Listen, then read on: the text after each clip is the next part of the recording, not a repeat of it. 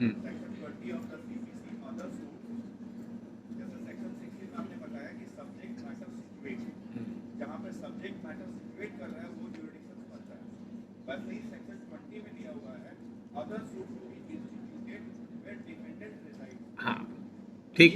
ये सब सोर्स जो अदर सोर्स जो है, क्या उसमें इमूवेबल प्रॉपर्टी आता है या नहीं, देखिए उसको बहुत अच्छा प्रश्न है। आप गौर से सीपीसी को देखिएगा, पढ़िएगा। जब भी पढ़िए 2-3 बात यहाँ पर जनरल नॉलेज के लिए बता देते हैं। किसी भी एक्ट को पढ़ने के पहले उसको देखिए कि किस तरह से उसका अरेंजमेंट है, अरेंजमेंट ऑफ सीपीसी। और इस पर हमारा लेक्चर, आप बैठ जाइए, हम आपका क्वेश्चन समझ गए, रिप्लाई दे रहे हैं।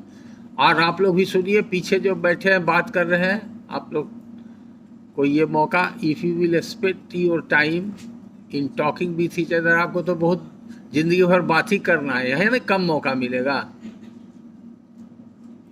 और यहाँ पर ट्रेनिंग प्रोग्राम सिर्फ ऐसे ही आप लोग के लिए इतना व्यवस्था किया गया है, सरकार इतना खर्च कर रही है। पहले 40 साल पहले जुडिशियल अफसर को तो कई मास्टर लोग भी कहता था कि अरे ये मजिस्ट्रेट है, मास्टर से भी गया गुजरा मजिस्ट्रेट लोग को पूछता था। न मकान होता था, न व्हीकल की सुविधा था, कुछ नहीं, न कुछ सैलरी था। जब हम लोग प्रैक्टिस शुरू किए तो उस समय 150 रुपया मुंसिफ का सैलरी था। किसी हाईकोर्ट जज को गाड़ी नहीं था सिवा चीफ जस्टिस के। 2000 रुपया हाईकोर्ट जज का सैलरी था, वकील लोग 2000 रुपया फीस लेते थे। सोचिए कहाँ से कहाँ पहुँच गए। इतना ट्रेनिंग प्रोग्राम, इतना बढ़िया आपका बना एकेडमी, फंड आ रहा है, सुविधा दी जा रही है, खाना पीना तो अच्छा मिल ही रहा है, रहने की व्यवस्था भी है, खाइए पीजिए एंजॉय कीजिए, अभी तो मौका है।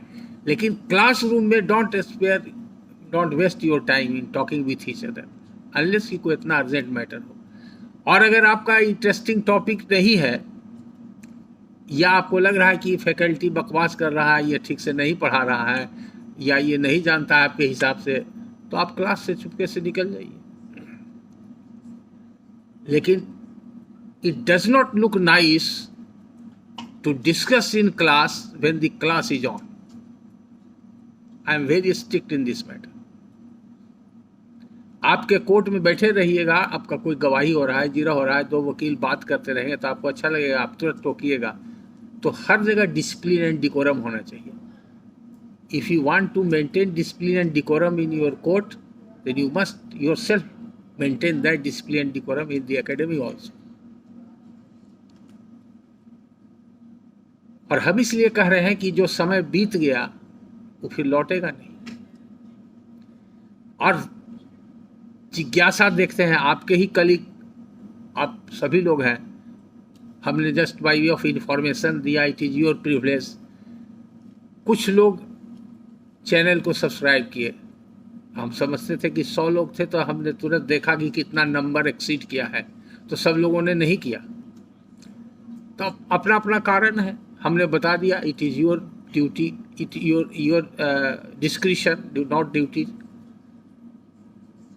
किताब आपके पास है, आपकी मर्जी, पढ़िए ना पढ़िए, उल्टा पढ़िए, उल्टा इंटरप्रेट कीजिए। बिजली आ रही है, एसी चलाइए, पंखा चलाइए, जैसे चाहे यूज़ कीजिए। और अगर कहीं पर खुला हुआ तार है और सुसाइड करने का है तो तार छू दीजिए। सब आपका डिस्क्रिशन है, कोई नहीं रोक सकता है। लेकिन आप सोचिए, इस नोबेल प्रोफेशन में आए हैं तो उसकी गरिमा जब आप ही नहीं मेंटेन कीजिएगा तो आगे फिर कैसे आप एक्सपेक्ट कीजिएगा फिर आगे। और ये आपका पर्सनालिटी डेवलपमेंट में काउंट करेगा। फैकल्टी तो बहुत आए होंगे, आते रहेंगे और आपको बहुत मौका मिलेगा पढ़ने का, लेकिन कुछ ऐसी बातें आपको मेरे क्लास में मिलेगी जो किसी फैकल्टी में नहीं मिलेगी या क्लास में नहीं मिलेगी। क्योंकि हमने समझते हैं कि आप लोग 40 का एज भी किन्हीं का है, 40 किनका है, 40 एज कितना है आपका? 2 व्यक्ति है, कितना एज है एक्चुअल? हाँ ठीक है, आपका 40 कितना है? 41 है, 41 है। 53 ईयर्स मेरा प्रैक्टिस का हो गया। Imagine when you were, none of you were born. I practiced 20 years continuously in trial court, civil, criminal and revenue, and 33 years in high court. मेरे बहुत सारे शिष्य सुप्रीम कोर्ट तक भी पहुंच गए। और हम कोई टीचर नहीं है, कहीं हम पढ़ाते नहीं, कोई सिवा जुडिशियल एकेडमी के हम कहीं नहीं आते। जबरदस्ती हमको थोपा गया है, क्योंकि जितने डायरेक्टर, डिप्टी डायरेक्टर सब हमारे पीछे पड़ गए। हमारे शिष्य लोग बहुत सारे 10 दिन 5 दिन के लिए कोई आता है तो पढ़ा देते हैं, कोई लिमिटेड एग्जाम दे रहा है, कोई का प्रमोशन का है, कुछ है, मेरे पास आ गए तो ऐसे ही ऑफिस में आ गए, बता देते हैं, ऑनलाइन बता देते हैं, फ़ोन पर बता देते हैं।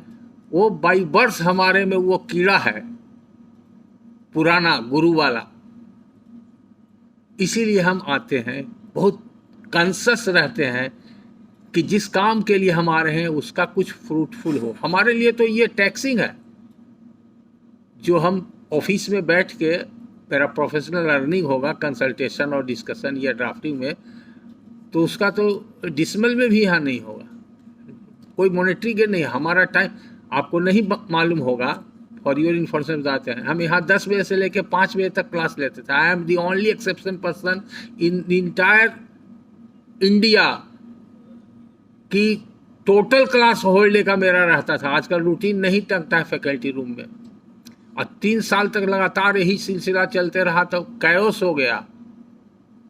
बहुत सारे फैकल्टी को अदरवाइज लगने लगा, और क्या क्या हुआ, यहाँ से हाई कोर्ट कहाँ से कहाँ क्या चला गया। इसलिए हमारा 1 घंटा आने में लगता है, मेरे रेजिडेंस से 1 घंटा जाने में 2 घंटा टाइम बर्बाद होता है, और 1 या 2 क्लास या 3 क्लास से टॉपिक कवर नहीं करता है। आप लोग का तो आजकल रूटीन वगैरह सब डिस्टर्ब है, इसलिए हम पिछला क्लास ADJ का था, हम नहीं आए थे। आज काजल झाम बोली कि सर आप नहीं आए थे, कई बार हमने कैंसिल भी करवा दिया है। पहले हम रेगुलर आते थे, अपना हम प्रोफेसर क्लाइंट को छोड़ के हम कहते थे कि हमारी दुकान बंद रहती है शनिवार रविवार को, क्योंकि सब क्लाइंट जानता है कि एकेडमी में रहते हैं। तो इसीलिए कि ज़्यादा से ज़्यादा इनपुट हो सके, ऑप्टिमम हमारी सेवा ली जा सके और आप लोग को लाभान्वित किया जा सके, इसलिए हमने कहा कि तो ये लोग कोई बिलीव नहीं करते थे कि 10 से 5 बजे तक पढ़ा सकते हैं कंटिन्यूसली विदाउट ब्रेक। कभी कभी तो टी ब्रेक भी नहीं होता था। और वो मोमेंट भी याद है जिस दिन वर्ल्ड कप था क्रिकेट का, उस दिन 8 बजे तक कंटिन्यू किया था क्लास, 10 बजे से 8 बजे तक। और सब सीनियर जुडिशियल ऑफिसर से सब डिस्ट्रिक्ट जज रैंक के थे, फैमिली जज या एडिशनल डिस्ट्रिक्ट जज का मिक्स क्लास। ऐसा लाइव टॉपिक, डिफरेंट टॉपिक था। तो जितना आप अपने आप को कंसंट्रेट कीजिएगा, इन्वॉल्व कीजिएगा, ये बेसिक ट्रेनिंग प्रोग्राम इसी बात के लिए कि आपका माइंड का भी कंसंट्रेशन होना चाहिए। आप केस में बहुत सारे जुडिशियल ऑफिसर फ़ोन पर सवाल पूछते हैं प्रॉब्लम के सॉल्यूशन के लिए। आप कितना ही बड़ा प्रॉब्लम पूछेगा, सॉल्यूशन हम 1 मिनट में, आधा मिनट में दे देंगे, कंप्यूटराइज रिप्लाई दे देंगे, चाहे सिविल हो, रिट हो, रेवेन्यू हो, किसी लॉ का, सेल टैक्स, इनकम टैक्स छोड़ करके, all in one, 2 in 1, 3 in 1 तो सुने। लेकिन सवाल आप फ्रेम करने में गड़बड़ा जाइएगा, 3 बार 4 बार आपसे हम क्वेरी करेंगे तब आप बता पाइएगा। जैसे अभी एक ऑफिसर, 2 ऑफिसर हमसे मिले चैम्बर में, they are very much eager to know something. तो इससे तो लगता है ईगरनेस है, तो जब तक ईगरनेस नहीं रहेगा तो आप कैसे सीखिएगा। और क्लासरूम पे तो इसी के लिए ही है, इसलिए पेशेंटली सुनिए। और हम बार बार क्वेश्चन इनवाइट करते हैं, कुछ भी क्वेश्चन पूछिए। अभी आप थोड़ा खुलिएगा, बहुत सारे लोग तो MP और UP वाले ऑफिसर्स लोग, MP में केस चल रहा है कि इनका फ्रेंड है, रिलेशन का, UP में चल रहा है, उसका भी क्लासरूम में सॉल्यूशन पूछ लेते थे। और यहाँ नहीं हुआ तो चैम्बर में, और वहाँ भी नहीं हुआ तो घर पर, कोई बैरियर नहीं है। तो इसका तो आप लाभ उठा लीजिए। और बहुत से फैकल्टी आएंगे, सिर्फ टाइम देखेंगे, यहाँ टाइम का कोई गिनती नहीं है। अगर आप नहीं हिलिएगा तो हम भी नहीं हिलेंगे, क्योंकि हमारा दुकान बंद है आज। No client will appear in my office today.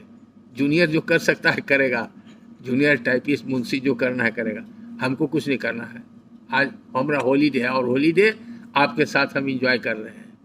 तो कब हमको खुशी होगी? जब आप ध्यानपूर्वक सुनिएगा और समझिएगा, और हम फिर रिजल्ट भी देखेंगे कि आप कैसा कर रहे हैं, फीडबैक भी मिलेगा। आपके जुडिशियल ऑफिसर कलीग हैं वो बताएंगे, आपके सीनियर ऑफिसर बताएंगे, आपके यहाँ वकील जो अपीयर करते हैं वो बताएंगे। ये सब हमारा इसमें कोई ये नहीं है, नेक्सस नहीं है, लेकिन हमारा एक इंटरेस्ट क्रिएट हो गया, एक रिलेशन डेवलप कर गया है। बहुत सारे लोग आप तो हमारे ग्रैंड चिल्ड्रन के बराबर हैं। हमारी ग्रैंड डॉटर भी 30 साल की है, आर्किटेक्ट इंजीनियर है। आप सोच लीजिए। और I am in active practice, 12 घंटा ऑफिस में काम करते हैं अभी भी स्टिल। हाईकोर्ट में 10 से 4 बजे तक कंटिन्यूअस भी बहस करते हैं, ये भी रिकॉर्ड है, विदाउट ब्रेक। सिर्फ लंच ब्रेक रिसेस होता है उसी में। तो जब हम कर सकते हैं तो आप क्यों नहीं कर सकते? You are young, smart, genius, तभी तो आप यहाँ पहुंचे हैं।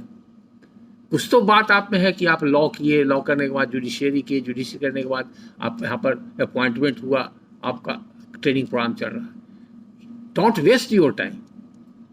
Time and tide waits for no man. किसी के लिए इंतजार नहीं करता। बाद में बहुत सारे लोग को अफसोस होता है। अभी तो मेरे पास केसेज भी आया है, आपके डायरेक्टर साहब का भी है, उसमें प्रमोशन का केस है, डीसीजे लोग का। आप पॉइंट लोग निकाल देते हैं क्रिमिनल का जजमेंट करके। ये सब झंझट तो हमको तो पता ही नहीं था, कभी तो हम नौकरी किए नहीं, जुडिस आप ही लोग से सीखे हैं, बताते हैं।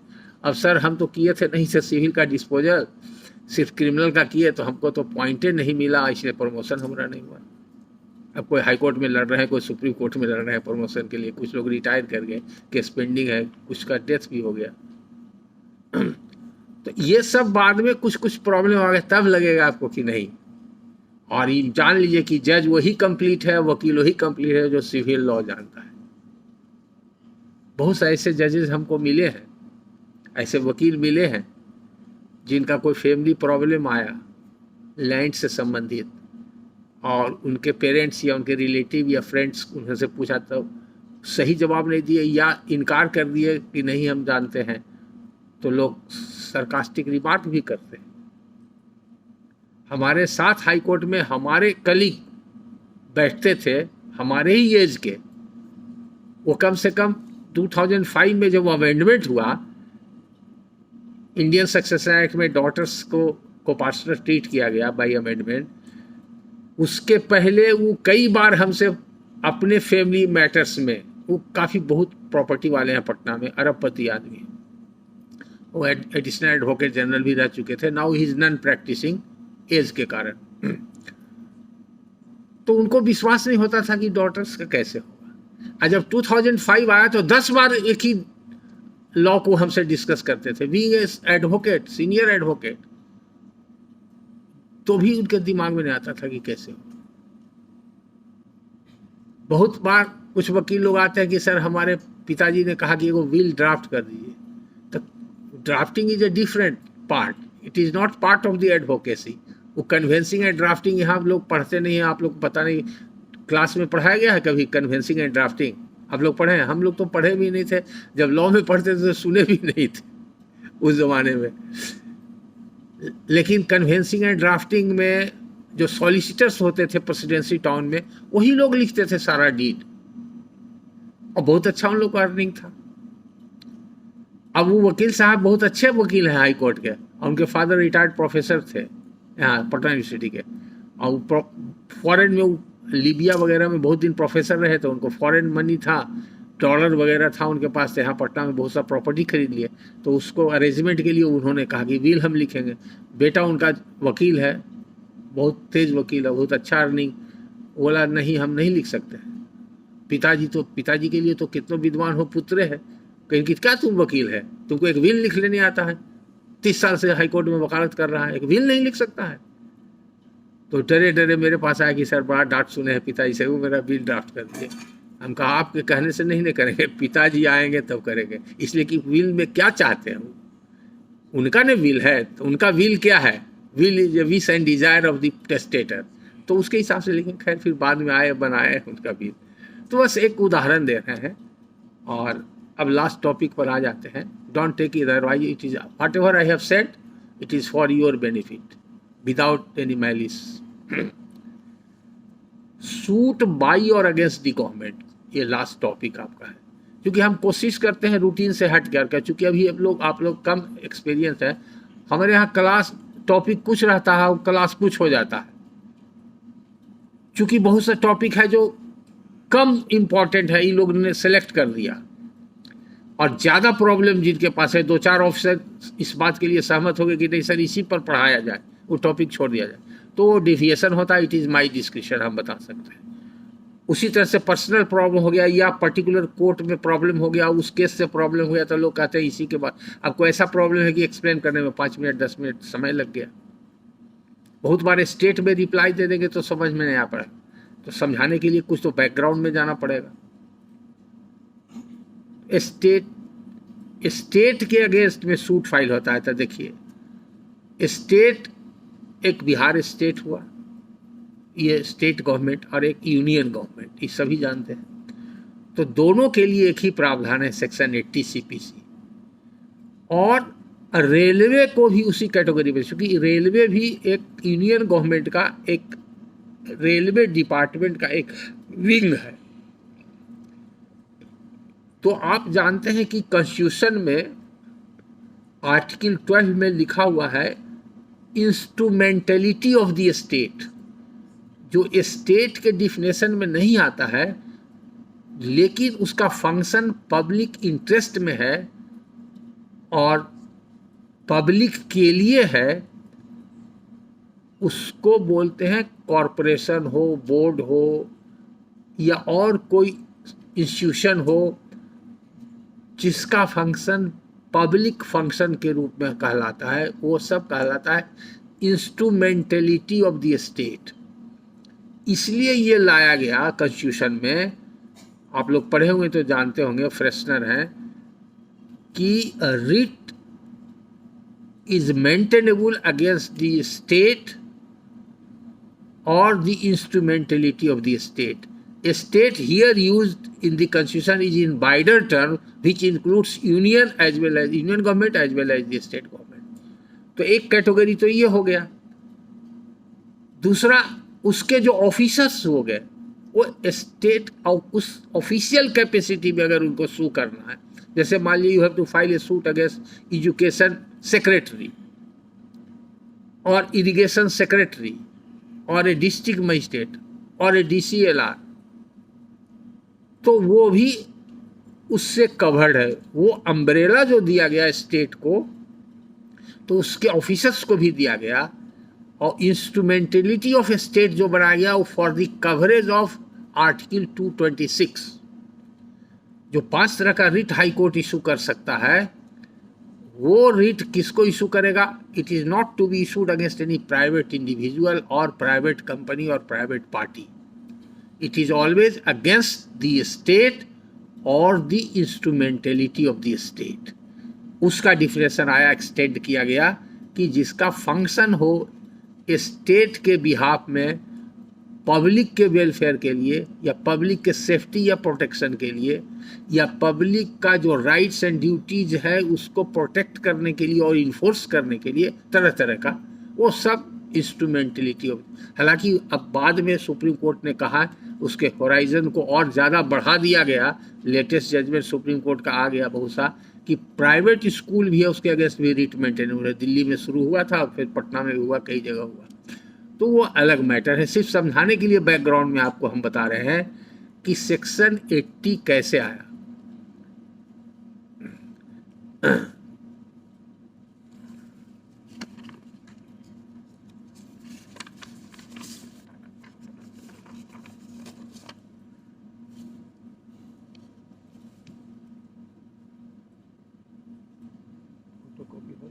जी, सबको बांट देना, ही हमको लौटा देना।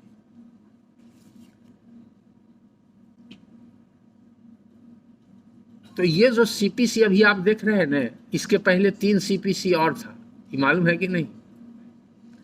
पहला CPC 1787 का, 1887 का, उसमें 1700 कुछ सेक्शन था। तो वकील और जज सब लोग परेशान रहते थे कुछ यहाँ है तो कुछ वहाँ है, एक ही मैटर को 3 जगह लिखा हुआ है तो पता ही नहीं चलता। इतना बड़ा जंगल था। तो ये जो भूत सीपीसी का है ये 200-300 साल से लगा हुआ है और उस भूत को भगाने के लिए सतत प्रयास हो रहा है। अब बहुत कुछ सिंप्लीफाई हुआ है, हो सकता है अब और सिंप्लीफाई हो जाए। तो 2 फर्स्ट एंड सेकेंड सीपीसी में तो उतना ही सेक्शन रह गया, कम बेस करके थोड़ा। थर्ड सीपीसी में ये ऑर्डर एंड रूल आया और ये फोर्थ सीपीसी जो अभी हम लोग के पास है, जो आप देखते हैं और इस पे काम करते हैं, इसमें भी कई बार अमेंडमेंट हो चुका है। मेजर अमेंडमेंट 1955 में हुआ, उसके बाद मेजर अमेंडमेंट 77 में हुआ, उसके बाद मेजर अमेंडमेंट 99 में हुआ। 99 में जो अमेंडमेंट हुआ उस समय लॉ मिनिस्टर थे आपके राम जेठमलानी, एनडीए की सरकार थी। उसमें कुछ ऐसा प्रावधान आया जो वकीलों के इंटरेस्ट, वकीलों का ऐसा फीलिंग था और कहना था, हालांकि हम उसके पक्ष में नहीं हैं, लेकिन वकीलों का बहुत बड़ा आंदोलन हुआ दिल्ली में। आप लोग को अगर जानकारी है या नोटिस में लाए होंगे या न्यूज़ वगैरह में सुने होंगे, पढ़े होंगे, तो बहुत बड़ा आंदोलन हुआ। इतना बड़ा आंदोलन हुआ कि उसमें कि राम जेठमलानी साहब, इतने सीनियर वकील, मिनिस्टर को भी वकीलों ने मैन हैंडल किया and he was forced to leave the department of law as a minister. तो केस उसमें फाइल हो गया। 99 से केस वो रिपोर्टेड है, Salem bar association versus Union of India. तो 99 से केस पेंडिंग रहा।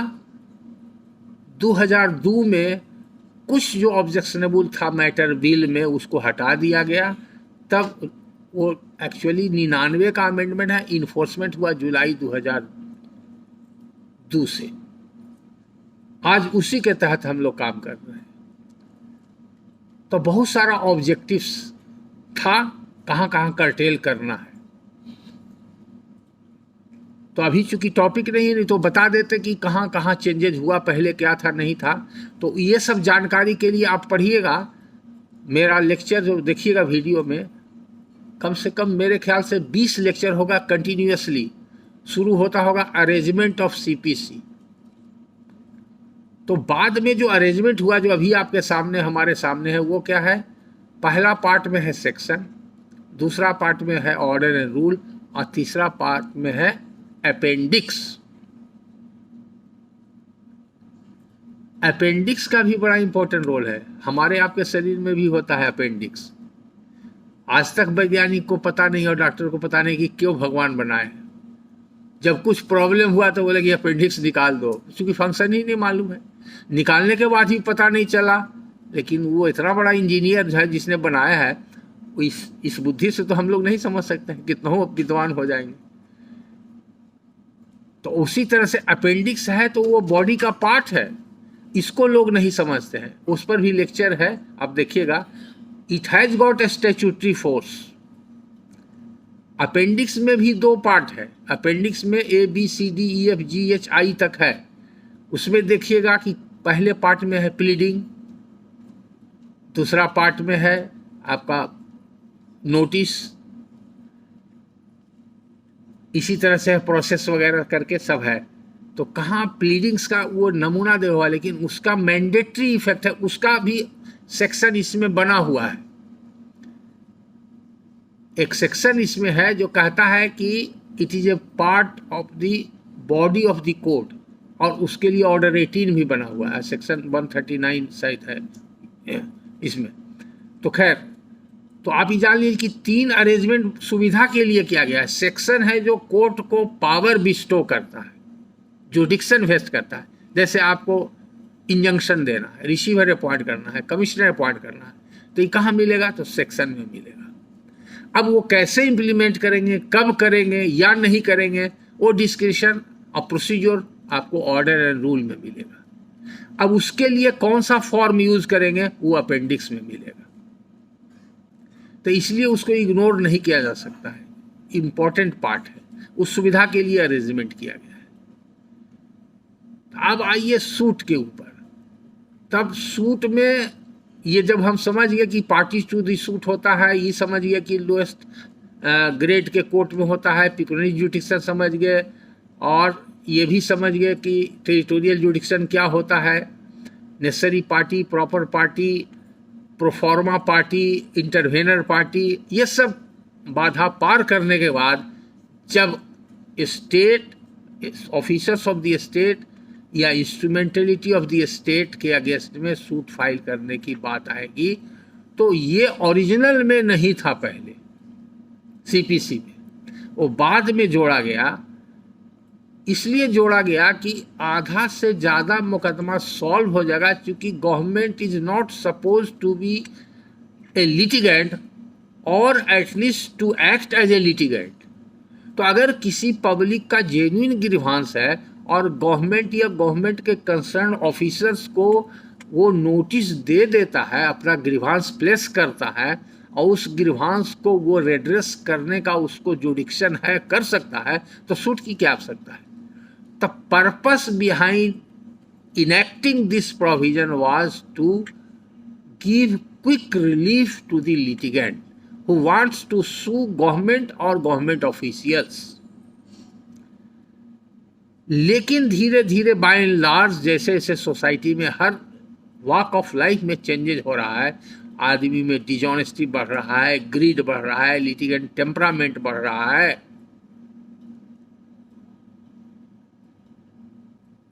तो इसके वजह से उसका रिफ्लेक्शन, चूंकि we belong to the society which is changing in all respect very rapidly, तो उसका असर हम लोग के ऊपर भी है, कहीं न कहीं है, प्रत्यक्ष रूप या अप्रत्यक्ष रूप से, माने या ना माने उसका प्रभाव है।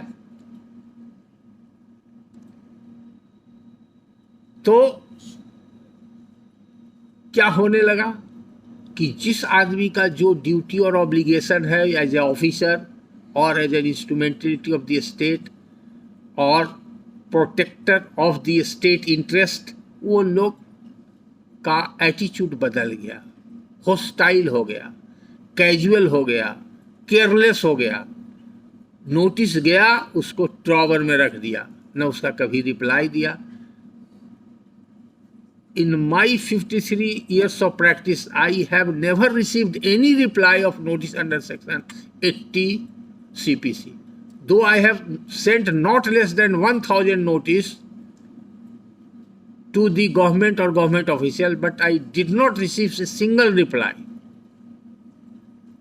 By this you can imagine कि कितना careless attitude उन लोग का हो गया, by and large change हो गया।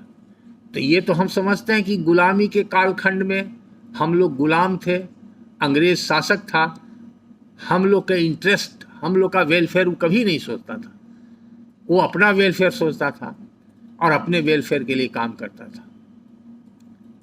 इस वजह से उस टाइम में हुआ, लेकिन उसी लॉर्ड मैकाले की शिक्षा पद्धति को हम लोगों ने अडॉप्ट किया, और जो कहा मैकाले ने कि अंग्रेज भारत छोड़ देगा, लेकिन जितना भी काला पैदा होगा वो सब काला अंग्रेज मन, मिजाज, दिल और दिमाग से होगा। चमड़ी काला होगा लेकिन मन, मिजाज और दिमाग से होगा, जो आप देख रहे हैं। अगर 70 सालों का इतिहास देखिए देश का, हर जगह देखिए, हर फील्ड में देखिए, उससे उबर नहीं रहे हैं, और बहुत तरह तरह का आजकल तो डिबेट चल रहा है। तो जब ये स्थिति हो गई, जो हमारे इंडियन सिटीजन रूलर बन गए, they also treat us slave. आज ब्यूरोक्रेसी हावी है, क्या है? इसी कारण से वही मेंटेलिटी चल रहा है। जो एडमिनिस्ट्रेटिव सिस्टम है वही है, जुडिशियल सिस्टम है वही है। अब इन लोगों ने देखा कि बड़ा अच्छा सवारी है, इसको कैसे छोड़े, इसी से हमको फ़ायदा मिलेगा, इसलिए इसको पकड़े हुए हैं। उसमें कोई आदमी नहीं चाहता है, बिल्ली के गले में घंटी कौन बांधे, बड़ा मुश्किल है। तो मोमेंट ऑफ इनर्सिया में सारा चल रहा है सिस्टम, जो हो रहा है होने दो, कोई इसमें चेंज, क्रांतिकारी चेंज की आवश्यकता है। तो ये एक इस परिप्रेक्ष्य में देखना है, लॉ के परिप्रेक्ष्य में देखना है। जब कोई रिजल्ट फ्रूटफुल नहीं मिला, तब ये अर्जेंट रिलीफ वाले को गवर्नमेंट मेरा मकान तोड़ रही है, हमको अर्जेंट रिलीफ चाहिए, इंजंक्शन चाहिए, तो 60 दिन हम इंतजार करेंगे। तो ऐसा बहुत सा डिसास्टर्स कंसिक्वेंसेज हुआ। ये लॉ कैसे बनता है आप लोग तो जानते हैं, उसका बहुत सा कारण है। जो पहले से हाई कोर्ट सुप्रीम कोर्ट के कुछ जजमेंट्स, ऑब्जर्वेशंस एंड फाइंडिंग्स हुए किसी पर्टिकुलर फैक्ट में, लॉ कमीशन के मेंबर्स लोग उसको देखते हैं, उसको रिपोर्ट करते हैं, डिस्कस करते हैं, पॉइंट आउट करते हैं, लेजिस्लेचर्स लोग इसको विल के रूप में इंट्रोड्यूस करते हैं, प्रबुद्ध नागरिक लोगों को भी अधिकार है इस पर। तो कई सोर्सेस से जब मटेरियल आता है लेजिस्लेचर के पास, तब विल इंट्रोड्यूस होता है, फिर एक्ट बनता है, जो आप जानते हैं। तब इसलिए प्रावधान किया गया कि नहीं, अर्जेंट एंड इमीडिएट रिलीफ के लिए अब 60 दिन नहीं वेट किया जाएगा, लीव लेकर के फाइल किया जा सकता है। तो लीव का ये अमेंडमेंट हो गया। तो आज के तारीख में अब क्या है, अब इसका लोग मिसयूज करने लगे। हर केस में अर्जेंसी नहीं है, फिर भी लोग लीव मांग लेते हैं। तो ऐसा नहीं है कि लीव पिटिशन आपके यहाँ फाइल हुआ तो आपको अलाउ ही कर देना है। On the facts of the case you have to examine it कि whether it is necessary and imperative on the part of the court to pass immediate and urgent relief in the matter to protect the interest of the plaintiff, because the list is still pending before the court for adjudication and the matter is not complete before the court for passing judgment। क्योंकि इसकी procedure है, प्रक्रिया है, अभी तो suit file हुआ है, notice plaint amend admit होगा, नोटिस समन्स जाएगा, पार्टी अपीयर करेगा, WS देगा, इशू फ्रेम होगा, एविडेंस में आएगा, एग्जामिनेशन क्रॉस एग्जामिनेशन हो जाएगा, रिटन ओरल सबमिशंस आर्गूमेंट्स आएंगे, तब जजमेंट का स्टेज आएगा। तो स्टेज बाय स्टेज प्रोसीड करना है। और अगर इतना वक्त नहीं है तो it is according to the experience, wisdom and knowledge of the presiding officer of that particular court whether it is a fit case in which leave is to be granted और नॉट। And prime consideration for granting such leave is that you have to consider emergency and urgency of the situation on the basis of the facts pleaded in the plaint as well as in leave application. Then you can file. But there is another reader on that proviso. अगर आप leave दे दिए तो ऐसा नहीं कि तुरंत injunction भी दीजिए, जबकि आपको इंजंक्शन देने का पावर है, एक्सपार्टी इंजंक्शन आप दे सकते हैं। तब उसमें सेकेंड रीडर क्या है कि आप तब अर्जेंट रिलीफ तुरंत नहीं देंगे unless there is an opportunity given to the government और गवर्नमेंट ऑफिशियल्स।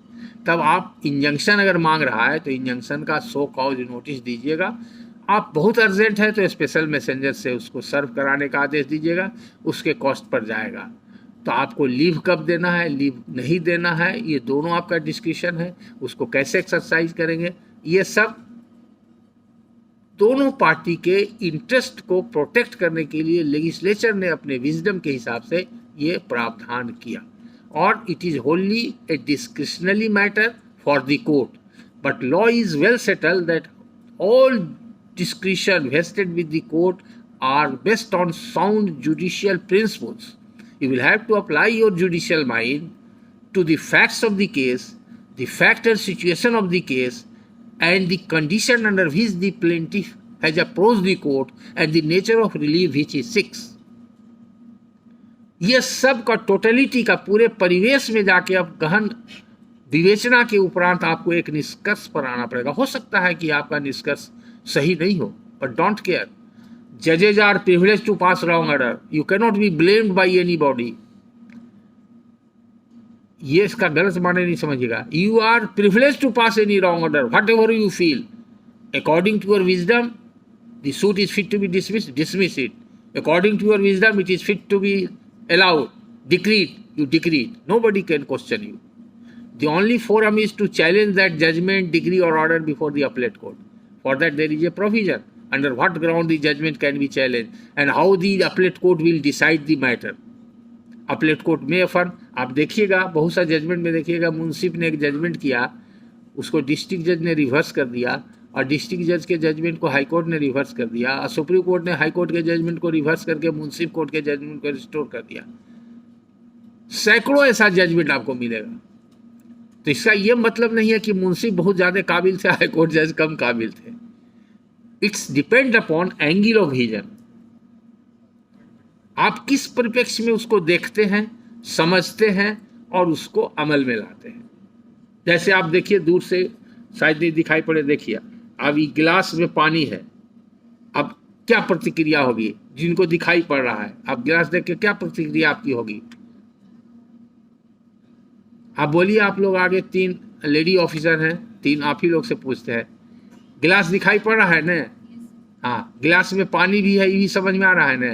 तो क्या प्रतिक्रिया है इसके प्रति? आप क्या बोलना चाहेंगे? स्पॉन्टेनियसली अगर कोई पूछे तो आप क्या नोटिस कर रहे हैं इसमें?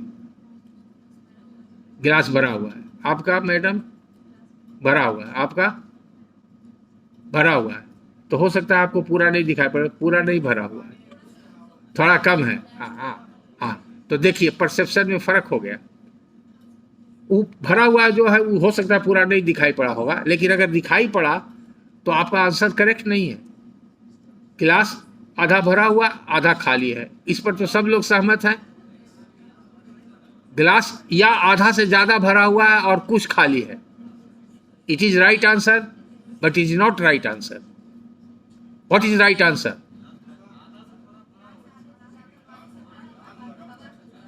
हवा से भरा हुआ, yes. Some extent there is a water and to some extent there is a air. This is the correct answer. तो it depends on vision and perspective. तो किस चीज को हम कैसे देखते हैं इस पर डिपेंड करता है। आइए, देखने का नजर जिसको कहते हैं ना, बूढ़े बुजुर्ग को वैसे बुद्ध होता है, कहावत है, जैसे वयस्क आदमी होता है, मैच्योर्ड होता है, बुद्धि मैच्योर्ड होती है, तो अनुभव से होता है। पुराने लोग बच्चे लोग को डांटते हैं, कहते हैं बाल सफेद मेरा धूप में नहीं हुआ है, means it has grieve by experience, by lapse of time. तो इस परिप्रेक्ष्य में आपको ये जानना है कि हम प्रिविलेज हैं कि कोई ऑर्डर पास करें। इसका मतलब ये नहीं कि स्टेट में हमको रिजेक्ट कर देना। आप अपने विजडम से कीजिए, डरिएगा नहीं, कोई भी ऑर्डर पास कीजिए, डरिए, fearless, be fearless and be careless for any consequences as a जज कि हम पास कर देंगे गलत ऑर्डर। आजकल बहुत मजिस्ट्रेट लोग कहते हैं सर बेल दे देंगे तो बड़ा जज साहब ऐसे बिगड़ते हैं तो फलना। ये सब जो डर पैदा कर दिया गया, सीनियर अफसर लोग को भी हम कहते हैं, हम बहुत वोकल है, हम यहाँ से लेकर हाई कोर्ट तक भी सब ओपन कोर्ट में सारी बात बोलते हैं, चाहे हुस ओवर में भी। तो don't blame anybody, do according to your wisdom. कहे सुने सब के करे अपन मन के, ये कहावत है लोकल, यहाँ पर जो मगध निवासी है जानते होंगे। सबसे बात कीजिए, सबसे राय कीजिए, डिस्कस कीजिए, अपने कलीग से डिस्कस कीजिए। मेरे पास एक विचार है, एक विचार आपके पास है, अगर हम एक्सचेंज करते हैं तो दोनों के पास 2-2 विचार है। विचार और ज्ञान मल्टीप्लाई होता है। अगर मेरे पास 1 रुपया है, आपको दे देंगे तो मेरे पास 0 हो गया, आपके पास रुपया चला गया। लेकिन ज्ञान अगर एक्सचेंज करते हैं तो दोनों बेनिफिटेड हो। तो बहुत सारे लोग हैं जो ऑफिसर लोग बताते हैं, उन्हीं से हम सीखते हैं कि सर हम पूछे तो कलीग लोग तो कोई नहीं बता रहे हैं, सीनियर लोग बोलते हैं कि क्यों आप इसमें पढ़े हुए हैं, छोड़ दीजिए, पढ़ा हुआ है तो पढ़ा रहने दीजिए। अभी कुछ दिन पहले की बात है, आरा में एक जजमेंट हुआ 110 साल के बाद। आप लोग अखबार में पढ़े हैं, सुने हैं? नहीं सुने हैं? इंटरेस्टिंग है इसलिए बता देते हैं। एक मोहम्मदन फैमिली का केस चल रहा है, टोटल 110 साल से चल रहा था, अब तो डिस्पोजल हो गया। उसमें 44-45 चला, उसके बाद सूट चला, सूट सुप्रीम कोर्ट तक गया, फिर सुप्रीम कोर्ट से रिमांड हुआ, फिर हाई कोर्ट में आया, फिर हाई कोर्ट से रिमांड हुआ, फिर होते होते सुप्रीम कोर्ट गया, फिर रिमांड हुआ। अंत में रिमांड होकर डिस्ट्रिक्ट जज आरा में था, वो ट्रांसफर होकर एडिशनल डिस्ट्रिक्ट जज के यहाँ चला गया। इस बीच में जितने थे दोनों पार्टी के 2 या 3 जनरेशन साफ हो गए और जमीन 146 में अटैच्ड हो गया सीआरपीसी में, और उस दिन से ऑक्शन होकर जो आमदनी थी उसकी वो कोर्ट में जमा होता था एक्सिक्यूटिव एसडीओ के यहाँ। तो सब डिप्राइव था, उसका इशूफेक्ट किसी को मिल नहीं रहा था, और पेपर सब टॉर्न कंडीशन में हो गया था। अरबी फारसी ज़्यादा वर्ड यूज है पुराना डॉक्यूमेंट्स में, प्लीडिंग्स में, तो कोई पढ़ के समझता नहीं था। तो जिसके यहाँ ट्रांसफ़र होता था उसको किनारे कर देता था। एक लेडी ऑफिसर, वो पहले सुप्रीम कोर्ट में प्रैक्टिस करती थी, डायरेक्ट एडीजे बनी और बहुत ज़्यादा हमारे क्लास अटेंड की, बहुत फेमिलियर हो गई, हमसे बातचीत करती थी, पूछती थी। तो तो बाई दी वे एक दिन टेलीफोन से हमसे बात की कि सर एक मेरे पास बहुत पुराना केस है, इसको हम जजमेंट करना चाहते हैं, but I want your guidance. हम कहे ठीक है, फ़ोन पर बता दीजिए, तो बता देते हैं। तो कुछ बात बताई तो he could not explain herself what is the matter. तो हम कुछ क्वेरी किए, फिर दूसरा दिन भी बात की तो वो भी एक्सप्लेन नहीं कर सकी। तो हमका क्या लगा हुआ है, ऐसा मैटर है जो आप नहीं समझ रहे। तो बोले कि सर हम इसको पूरा पढ़ने और समझने का कोशिश किए, हमको समझ में आया तो सीनियर कलीग से पूछे, तो सब लोगों ने कहा कि क्यों तुम इसके पीछे पड़ी हो, अरे कोई आएगा तो अपना करेगा, छोड़ो, जैसे पड़ा हुआ पड़ा रहेगा। किसी ने कह दिया तुमको कुत्ता काटा है कि इसमें बिरनी के खोथा में हाथ लगाई हो। इस तरह का रिमार्क आपके कलीग या सीनियर कलीग लोग देते हैं। उन लोग का पूछिए जरूर, रेस्पेक्ट जिनको देना है दीजिए, लेकिन आप अपना विजडम अप्लाई कीजिए। Don't be misguided by all those persons. अब लास्ट में वो बोली कि sir I want to deliver judgment in this case. हम की डोंट वरी, तुम हमको जजमेंट का कॉपी व्हाट्सअप कर दो। 30-35 पन्ने का जजमेंट होता सब जज का, वो व्हाट्सअप की। इतना पुराना था कि व्हाट्सअप पर हम पढ़ नहीं सके, तो हम उसको प्रिंट निकलवा के मैग्नीफाइंग ग्लास लगा के हम पढ़ करके हम समझ गए। तब बहुत सारा क्वेरी आया मेरे सामने, तो क्वेरी कर दिए तो बोले कि सर अब तो पॉसिबल नहीं है। तो पूरा रिकॉर्ड ले करके मेरे पास आ गई। संयोग से उसका घर भी पटना था, वो अक्सर आती थी वो पटना, सुविधा है ये। तो 2 दिन उसका रिकॉर्ड हम पढ़े, तब हम समझे। उसका मेहनत देख के हम बहुत कायल हो गए। 30 पन्ना में सी प्रिपेयर्ड हर नोट इटसेल्फ। कोई डॉक्यूमेंट नहीं समझ पाती थी, उसका टर्मिनोलॉजी नहीं समझ पाती थी अरबी फारसी का, वो सब हम बताए, फिर लॉ बताए, गाइड किए। उसके बाद उसने जजमेंट किया। जजमेंट करने के बाद उसने जजमेंट हमको व्हाट्सएप पर भेजा कि इसमें कोई डिफेक्ट है तो बता दिए। तो उसमें एक डिफेक्ट था, हमने पॉइंट आउट किया। तो बोली सर ये तो हमारे दिमाग से निकल गया था और इसको कैसे लिखे ही हमको पता ही नहीं है। तो हमने वो भी बता दिया, ऐसे फ़ोन पर डिक्टेट कर दिया, वो लिख दिया। अभी तो हो गया, बात ख़त्म हो गई। कल होकर के यहाँ का प्रिंट मीडिया में आ गया, न्यूज़ इलेक्ट्रॉनिक मीडिया में आ गया। 110 साल के बाद अमुक जज नाम वगैरह सब निकला। तुरंत हमको कटिंग पेपर का व्हाट्सअप करके भेजी, और शाम में देखे कि फिर पहुंच गई मेरे पास। खुशी के मारे स्वीट्स वगैरह साथ। हम कहा तो स्वीट्स क्यों लाई हो? तो नहीं सर, बहुत हमको जीवन में खुशी हुई कि हमने कुछ न्याय किया। और एक्चुअली में न्याय हुआ उस केस में, एकदम वाजिब जजमेंट हुआ जिसको मिलना चाहिए था हमें। तो उसमें हुआ था कि इतना साल का पैसा जो जमा है उसके बारे में वो नहीं लिख सकी थी, तो उसी को हमने ठीक प्रॉपर वे में उसको लिखाया। उसके बाद यूनियन माने दिल्ली वगैरह से जो पेपर निकलता है, नेशनल पब्लिकेशन का कई पेपर में न्यूज़ निकला, लैंडमार्क जजमेंट है, वो सब कटिंग मेरे पास भेजी। तो अंतरात्मा अभी एक ऐसा ही एक मैटर है, लोकल नाम नहीं बताएंगे, एक मुंसिफ साहब हैं जो कभी सिविल करवे नहीं किए। वो जो है एक बहुत कॉम्प्लिकेटेड मैटर करने के लिए चैलेंज ले लिए। क्यों चैलेंज ले लिए? कि दोनों पार्टी के वकील बोलते थे कि 20 साल से मुंसिफ कोर्ट में केस पड़ा हुआ है, बहुत आए, कोई फैसला नहीं किए। और एक बहुत ओल्ड लेडी, गरीब लेडी थी, उसका ज़मीन लोग कैप्चर कर लिया था, उसमें पुलिस का भी हाथ था, वो भी कैप्चर कर लिया था, कीमती ज़मीन। तो वो कहा कि सर हमको इसमें गाइड कीजिए। तो गाइड कर दिए और जजमेंट उसने डिलीवर किया। तो बाद में उसके आँख से आंसू आ गया। कोर्ट रूम में वो रो पड़ा ऑफिसर, वो लेडी जो है इतना आशीर्वाद दिया, इतना रोई कोर्ट रूम में। 20 साल के बाद उसको न्याय मिला। आप लोग का समय हो गया, ध्यान दिए। आप लोग को और एक्टिविटीज़ है कुछ शाम में? जो क्लास कै बजे होता है, कै बजे से? अच्छा ठीक है, तो आप कंक्लूड कर देते हैं 2 मिनट में, ठीक है? हाँ ऐसे ठीक, आप पॉइंट आउट कर दिया। I am thankful to you. चूँकि कहानी के रूप में कह रहे हैं तो हमको भी समय का ज्ञान नहीं रहेगा, या अगर पढ़ाने में भी इन्वॉल्व हो जाएंगे तो घड़ी पर हमको ध्यान नहीं रहता है। यहाँ चूँकि हाइट पर है इसलिए देख रहे हैं। 5 बज के कितना हुआ है? तब तो हो गया, वी हैव एक्सीडेड। 5 ही तक टाइम है ना? हाँ, तो आप ये समझ गए, इसमें ज़्यादा कुछ नहीं है। मेन जो चीज़ है यही है कि लीव कब देना है, नहीं देना है। तो आप लोग को हड़बड़ी है इसलिए आप सवाल तो नहीं पूछिएगा, हम जान रहे हैं। लेकिन फिर हम रिमाइंड कर रहे हैं कि आज 100 हमारा सब्सक्राइबर बढ़ा है कि नहीं, हम अभी चेक करेंगे। और दूसरा, अभी आप 1 मिनट रुक जाइए, आप लोग को मिल जाएगा। अभी गया है जेरोक्स कराने के लिए, सीपीसी एट ए ग्लांस, कौन सेक्शन में क्या है। हो गया जेरोक्स कॉपी, देखो तो जल्दी से मंगवाओ तो। हाँ, अगर अगर अगर आज नहीं मिलेगा तो कल आपको मिल जाएगा, या हॉस्टल में हम बोल देंगे वहाँ मिल जाएगा।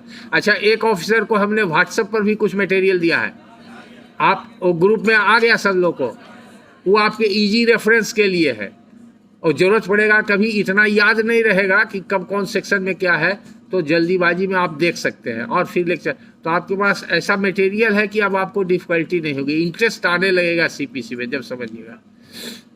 सो class is now concluded. You are free to leave class. Thank you, all of you.